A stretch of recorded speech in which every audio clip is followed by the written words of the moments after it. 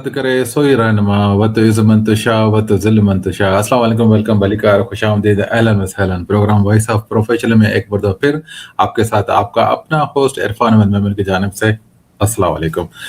मुझे उम्मीद है कि आप बिल्कुल ठीक होंगे और खुशबाश होंगे और अपनी ज़िंदगी में मसरूफ़ भी होंगे। आज हमारे साथ हमेशा की तरह हमारे लाइव प्रोग्राम में कोई ना कोई शख्सियत होती है। आज भी हमारे साथ एक प्रोफेशनल इंजीनियर हमारे साथ मौजूद है जो कि हमारे पड़ोसी मुल्क के साथ उनका ताल्लुक है। आज मैं उनको वेलकम करता हूँ, असलम अफंदी खान साहब को। अस्सलाम वालेकुम। वालेकुम सलाम रहमतुल्लाहि व बरकातुहू। इरफान साहब, आपने मेरी जो तारुफ करवाया उसके लिए बहुत बहुत शुक्रिया आपको तहे दिल से।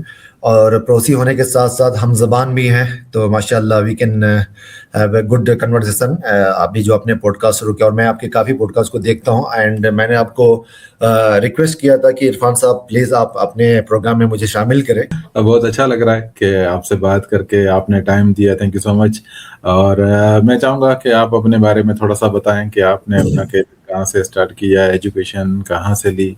जी, मेरा नाम असलम अफरीदी ख़ान है। आपने शायद अफंदी बोला, आई थिंक कि वो लिखने में वो मैंने ऐसे लिखा होगा।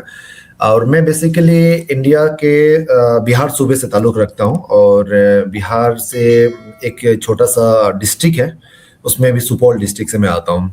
और मेरी जो एजुकेशन हुई वो मैंने आई मीन जो प्राइमरी किया वो हमारे नज़दीक के एक CBSE central board of secondary education का एक स्कूल है, वहाँ से हमने की, जिसका नाम सावित्री परवा रेसिडेंशियल पब्लिक स्कूल है। ओके। सो उसके बाद मैंने जो आगे की जो तालीम की वो पटना से किया, और पटना मुस्लिम हाई स्कूल से किया। उसके बाद मैं DIT देहरादून से बीटेक किया हूँ मैकेनिकल में, स्पेशलाइजेशन इन प्रोडक्शन में। तो ये अब तक का मेरा ये जो इंट्रोडक्शन था ये पढ़ाई और तालीम के लिहाज से था। फिर उसके बाद मैंने जब बीटेक किया, बीटेक करने के बाद हमारे यहाँ बीटेक होता है जो कि 4 साल का होता है, इंजीनियरिंग कोर्स जो कि 4 साल का है। और उसके बाद मैं बीटेक करने के बाद मैं हरियाणा एक सूबा है वहाँ पे जो कि इंडस्ट्रियल हब है, वहाँ पे मैंने एज ए अपने करियर की स्टार्ट की, इब्तिदा की वहाँ से। और मैंने एज ए प्रोडक्शन और क्वालिटी में रहा। मैन्युफैक्चरिंग कंपनी थी जो कि JCB, आप वर्ल्ड फेमस ब्रांड आप जानते हो उसको। हम लोग बोल्ट, नट और मैन्युफैक्चरिंग का जो एक एसेसरीज होता है वो आइटम लोग प्रोवाइड मैन्युफैक्चरिंग करके देते थे। फिर उसके बाद मुझे तलब हुई कि मैं सऊदी का रुख करूं, तो इसके लिए मेरे भाई थे यहाँ पे, तो उनसे मैंने राब्ता किया, तो उन्होंने कहा कि it is better to be in India, अपना मुल्क है, अपनी कारोबार के बारे में सोचो। और he was right, I mean मैं इसको एक्सप्लेन करूँगा वाई ही वॉज राइट। और उसके बाद मैं उस समय मेरे जहन में ये था कि नहीं मुझे सऊदी जाना है, आप तो चले गए, मुझे भी ले जाना था, ये सारी चीज़ें थी।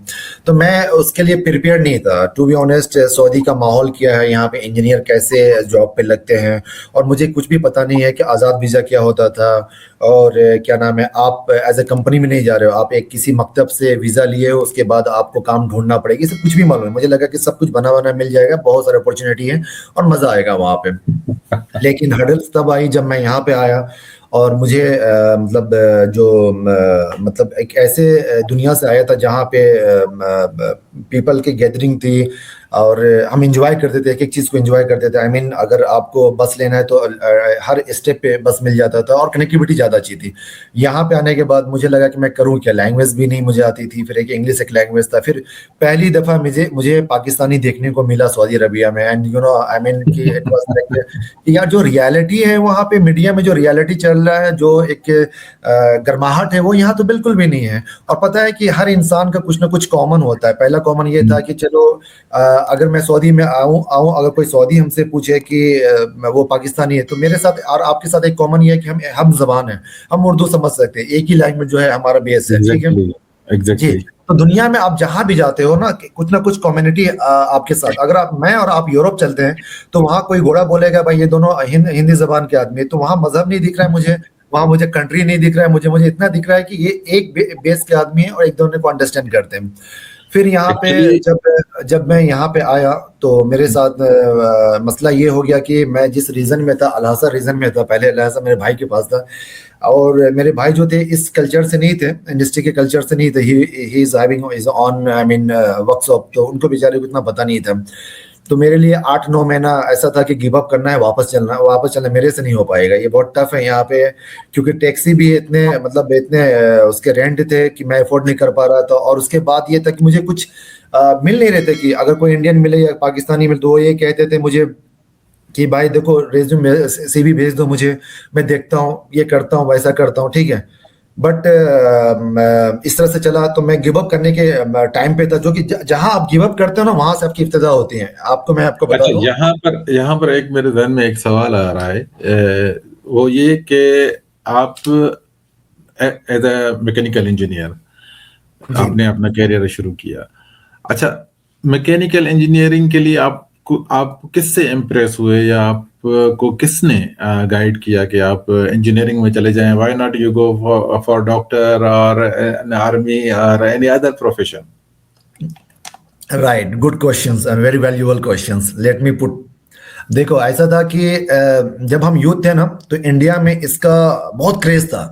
कोई भी बंदा जस्ट 12th पास करना है तो उसके उसे बीटेक करना है, कोई बंदा जस्ट 12 इंजीनियर तो बन जाना है भाई, जॉब मिल जाना है। तो मैं भी उसी उसी उसी कम्युनिटी को बिलोंग कर रहा था। अरे यार वो तो जा रहा है, बहुत अच्छा चल लाइफ स्टाइल, लैपटॉप लेके घूम रहा है, वो बाहर से आ रहा है एज ए इंजीनियर। तो मुझे अपनी कोई मिशन नहीं थी, अपना कोई विजन नहीं था कि मुझे इंजीनियर ही बनना है, ठीक है।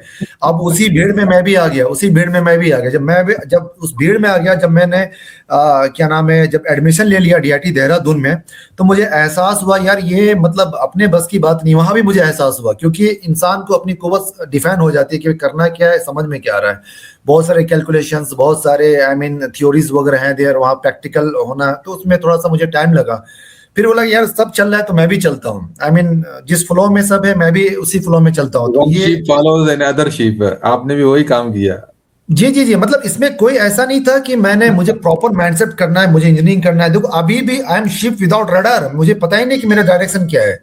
सबसे बड़ी गलती अभी 9 साल में मुझे ये भी पता नहीं कि मेरा डायरेक्शन क्या है। अभी भी चल रहा हूँ, बस इतना है कि ऊपर वाला पे यकीन है और पूरा तकवा है कि जो भी चल रहा है माशाल्लाह अच्छा कर रहा हूँ, अब बहुत बेहतर कर रहा हूँ। देखिए जो भी हमारा लाइफ का डिसीजन हो रहा है ना, जैसे आप जब 10th करते हो या 12th करते हो, हमारे यहाँ 12th के बाद, तो वो जी आपका नहीं होता है, आपको फैमिली पुश करती है। वो कहती है देखो फला शख्स का जो बंदा है उसने ये करके यहाँ तक पहुंच गया, तुम भी करो। तो वो बिल्कुल फला शख्स के बिल्कुल, ऐसा पीछे ही है, बहुत बहुत ऐसा ही है। जी जी, जो फला शख्स की जो एग्जाम्पल दिया जा रहा है उसके पीछे बहुत वर्कआउट है। आप एक कॉमन फैमिली में से आते हो, उस कॉमन फैमिली में nobody is from engineering background, nobody is from educational background, तो फिर वहां पे ये जो मसला बन जाता है बच्चे के साथ, वो हैंगिंग हो जाता है। अब पैसे भी इतने लग जा रहे हैं, प्राइवेट करने के लिए पैसे भी इतने लग रहे हैं, गाइडेंस भी नहीं है, तो बहुत लाइफ आगे भी नहीं बढ़ रही है और पीछे भी नहीं जा सकते, बीच में ही है। और उसमें फ्रस्ट्रेशन डिप्रेशन का लेवल हाई हो जाता है। फिर फैमिली कहती है कि देखो उसने तो वहीं से किया, वो इतना अच्छा पैकेज पे चला गया।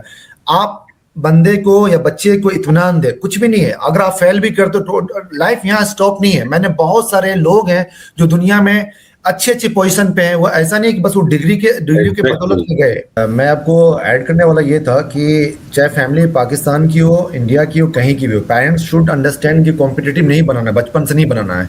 आपको पहले उस स्टूडेंट या अपने बच्चे की कुव्वत को अंडरस्टैंड करना है, उसकी कुव्वत लिमिटेशन कहाँ तक है, ठीक है।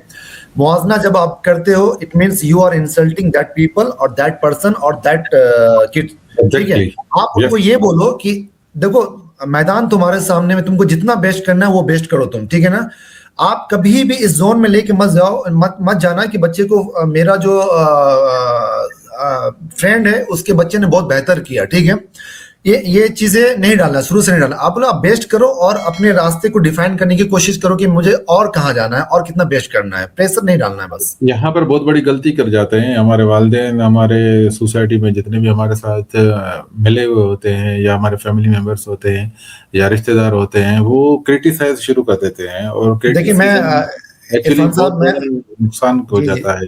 जी जी, इरफान साहब, वर्ड का जो है ना, जो वर्ड्स आप बोलते हैं ना, उसका बहुत बड़ा रोल है दुनिया में। दुनिया में क्या, अपनी हकीकत की जिंदगी में मैं आपको बताता हूँ। हमारे पेरेंट्स में सबसे सबसे जो डिमेरिट है, तुमसे नहीं हो पाएगा, तुम नहीं कर पाओगे, तुम ये नहीं कर पाओगे, negative negative negative, right. Words हमेशा पॉजिटिव होना चाहिए, ठीक है। आप थोड़ा सा यस। चीज के लिए बच्चे को ऐसे ऐसे ऐसे डांटते हो जैसे वो ये डर जाएगा। वो आगे की अगर माहौल में आप सऊदी अरब में उसको छोड़ोगे, वो सरवाइव नहीं कर पाएगा, हमेशा उसे डर लगा रहेगा, बिल्कुल। कॉन्फिडेंट डेवलप नहीं होगा उसका। आप इन चीजों पे कंट्रोल करें। देखिए, सीधी सी बात है, बहुत ब्रीफ बात ये है कि जितना आप उसको नॉक करोगे, जितना उसके कॉन्फिडेंस को आप खत्म करते जाओगे, बोल बोल के, यकीन माने वो अंदर से खोखला बंदा है वो।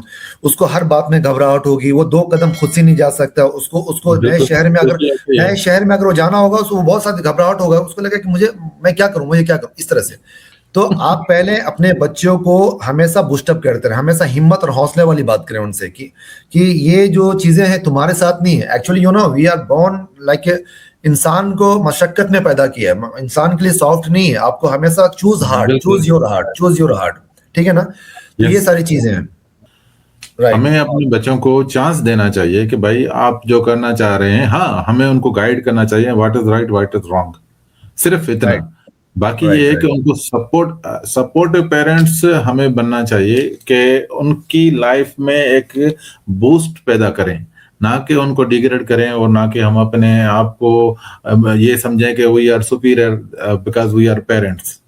नो, देखिए, इट्स रॉन्ग। इरफान भाई, सबकी लिमिटेशन जो है ना, जितनी भी सोचने की सलाहियत, आगे बढ़ने की सलाहियत, सब अभी एक ही अंडर 10 में डिफाइन नहीं होता है। किसी की यस, ग्रोथ जो है 12 के बाद होती है, बीटेक के बाद होती है, या जमाना देखने के बाद होती है। तो I mean this is not the stoppage. What I trying to say, this is not yes, the stoppage. Yes, हम मैंने बहुत ऐसे लोग को देखे हैं जिनके पास पीएचडी भी है, सब कुछ, लाइफ में सक्सेस नहीं है वो। तो क्या उनका रोल पढ़ाई से एस्टेब्लिश हुआ नहीं हुआ ना। वो जैसे जैसे सिचुएशन को काउंटर करते हैं, अपने लिहाज से उसको ढालने की कोशिश करते हैं, उनमें उनकी कामयाबी है। Yes, agreed. अच्छा, यहाँ पर ये भी होता है कि कुछ लोग ऐसे भी होते हैं कि वो पढ़े लिखे ना भी होते हैं, मगर वो बिजनेस टाइकून होते हैं। यस इसका ये मतलब थोड़ी ये कि आपका एजुकेशन है तो आप कुछ कर सकते हैं, वरना नहीं कर सकते। यस ऐसा यस बिल्कुल देखिए, नहीं है। एजुकेशन एजुकेशन एक हम ये कह सकते हैं कि एक स्टेप है। आपको एक तहजीब सिखाता है, एक आपको बात करने का तमीज सीखते हैं, आप लोगों में उठने बैठने का तरीका आप सीख जाते हैं। राइट राइट आपको नॉलेज मिलती है कि वर्ल्ड में क्या चल रहा है क्या नहीं है। उसके बाद फिर एक प्रॉपर वे में आप चल रहे होते हैं कि स्टेप ऑफ लाइफ जो है आपको पता चल जाता है कि राइट और रॉन्ग का जब आपको पता चल जाता है, तो आप हर स्टेप एक एहतियात कर करके मतलब चल रहे हैं। ऐसा नहीं है कि राइट मतलब आंखें बंद करके आप कोई भी स्टेप ले लें। राइट। अच्छा, तो यहाँ एक चीज मैं बताना चाह रहा हूँ कि जैसे बंदे ने 10th किया, 12th किया, तो पेरेंट्स क्या कह रहे हैं पेरेंट्स कि नहीं, आपको एमबीए करना है, या आपको अच्छे कंपनी में जाना है, या आप सरकारी दफ्तर में जाना, ठीक है। किसी पेरेंट्स ने ये नहीं बोला अगर तुम यहां से बिजनेस स्टार्ट करो, मैं तुमको 2 लाख देता हूं या 4 लाख देता हूं, तुम फेल हो जाओ। जिन चीजों पे लास्ट में उनको आना है, वो बाद में आ रहे हैं। वो बाद में जिन चीजों में फर्स्ट में आना है, वो बाद में आ रहे हैं, ठीक है। इनसे क्या हो यस, जाता है कि ये जो होड़ है ना, ये इसमें जा रहा है, एक मुलाजिम बन के रहना, पूरा जिंदगी मुलाजिम। किसी पेरेंट्स ने ये नहीं कहा है चलो तुम्हारी पढ़ाई मैं समझता हूँ, लेकिन मैं मेरे से तो 4 लाख रुपया ले रहे, तुमको जो करना, जो बिजनेस करना, तुम करके दिखा मुझे, फेल भी होके दिखा मुझे। अच्छा, ये यहाँ पर ये एक ये बड़ा ड्रॉबैक ये भी है। मैं कहता हूँ कि हमारे जो लोग हैं, हम खुद भी हैं, हमारे पास सिर्फ हम एक प्लान के ऊपर चलते हैं कि plan 1, plan B, plan C. Basically हम अपने क्या करना चाहिए कि प्लान बना के हमें चलना चाहिए कि राइट अगर आप एक प्लान में फेल हो जाते हैं तो आपके पास प्लान बी और प्लान सी, डी, आपके जहन में ये चीजें होनी चाहिए। अगर आज राइट हम जॉब कर रहे हैं तो जॉब कल को चली जाती है, तो right what right what you will do in the next step आपका क्या नेक्स्ट। होगा?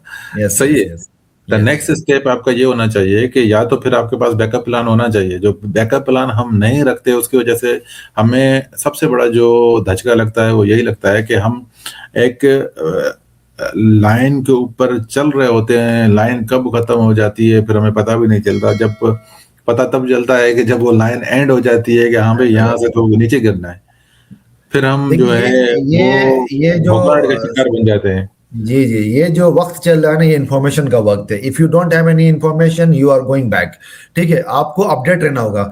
मेरे कुछ दोस्त हैं जो जिंदगी भर 16 साल हो गया सऊदी अरबिया में, बट अभी हालात ये है कि कंपनी ने उसको निकाल इसलिए दिया कि उसने अपने अपने लाइफ को, अपनी जिंदगी को अपडेट नहीं रखा, ठीक है। अभी अभी का जो वक्त है प्रोफेशनल लोगों का, वो है बहुत सारे सॉफ्टवेयर सीखने का, स्किल सीखने का, प्रेजेंटेशन से बहुत सारे कंपटीशन है। तो अपने आप को जो अपडेट नहीं रखा, वो पीछे चला गया। देखिए, मैं आपको बताऊं इरफान भाई, किताबें जो है ना ऑनलाइन, आज की दुनिया में ऑनलाइन किताबें ज्यादा बिक रही है, उस किताब दुकान पे नहीं बिक। रीजन मैं बताता हूँ, mode of selling strategy change हुआ है, ठीक है ना। दुकान में वो दुकान वाले ने यस स्ट्रेटेजी यस चेंज करने के लिए कोई बात नहीं किया, बट अभी अमेजन पे आप सर्च मारोगे तो मिलियंस ऑफ बुक्स और महीने के निकल रहे हैं। रीजन, वो उन्होंने समझ लिया कि आज के दौर के मार्केट को जरूरत किया है, ठीक है ना। तो दुकान वाले ने अपने आप को कभी अपडेट नहीं किया, अपने आप को कभी भी अपडेट नहीं किया, उसने अपने उस पोजीशन को एज इट इज रखा, जिसकी वजह से वो पीछे जा रहा है वो। फॉर यू, आप अपने लिए ना बनाएं, आप अपने फैमिली के लिए बनाएं, अपने बच्चों के लिए बनाएं, अपने पेरेंट्स के लिए बनाएं। एटलीस्ट कुछ तो हो आपके पास। अगर खुदा न खास्ता आपको कुछ हादसा हो जाता है या आपके साथ कोई आप बीमार हो जाते हैं या कुछ भी हो सकता है, human is a machine, machine right, कब रुक जाए ये कुछ पता नहीं सही सही है। सही। अभी जब अभी तक एक चल रहे हैं वो मशीन चल रही है, जब तक सही। आपकी मशीन में कोई भी फॉल्ट आ गया तो मतलब मशीन रुक गई। तो और एक इस चीज चीज को एक चीज हमें जो देखने को एक चीज जो देखने को मिल रही है, या आपका सोसाइटी हो या हमारा सोसाइटी हो, एक चीज में देखो, जो भी मिडिल फैमिली है ना, मिडिल फैमिली के साथ प्रॉब्लम क्या है कि वो लायबिलिटीज और एसेट का फर्क नहीं समझ रहे वो। अब मैं आपको एग्जांपल देता हूं, जिसकी तनख्वाह 15,000 है, जिसकी तनख्वाह 15,000, जिसकी तनख्वाह 18,000, उनके जिंदगी में बर्थडे पार्टी, उनकी जिंदगी में किटी पार्टी, एनिवर्सरी है, ठीक है। जो बंदा आई मीन जो बंदा वेल एस्टेब्लिश्ड है, अल्लाह ने उनसे बहुत दिया, उनके लाइफ में एकदम सिंपल सा लाइफ है। So these people they don't understand what is liabilities and what is asset. अभी मैं आपको बताता हूं, हमारे सोसाइटी में इंस्टॉलमेंट पे कार आती है, ठीक है। मैं कह रहा हूं तुम्हें क्या जरूरत है, तुम्हारी तनख्वाह 18,000 है, तुम 7, 10 लाख, 15 लाख की जो कार ले लिए हो तुम, हर महीने तुमको 18,000 देना है, ये तुम्हारे लिए लायबिलिटीज है, this is not the asset. इनका इन चीजों का जब वो फर्क समझेंगे तो उनके पास सेविंग भी अच्छी होगी और वो टेक्निकली गुड भी होंगे अपने लाइफ में। बट वो क्या है ना, एक होड़ चला, मुझे दिखाना है, वो ने लिया तो मुझे भी लेना है, चाहे वो अपना बेड़ा गड़क करके ही काम करे, लेकिन करें। तो लायबिलिटीज और एसेट का फर्क समझना है, क्या लायबिलिटीज है और एसेट क्या है हमारी जिंदगी का। इसमें जो वो दलील जो दिए जाते हैं ना, मान लो कि आपकी कोई रिलेटिव है, उसने कोई कार ले लिया और आपने उन्हें समझाने की कोशिश भी किया कि भाई देखो ये तुम्हारे लायबिलिटीज, मालूम क्या बोलते हैं, आपकी तरह वकील वकील वाला जिंदगी मेरा नहीं। अरे भाई ये वकील की बात नहीं है,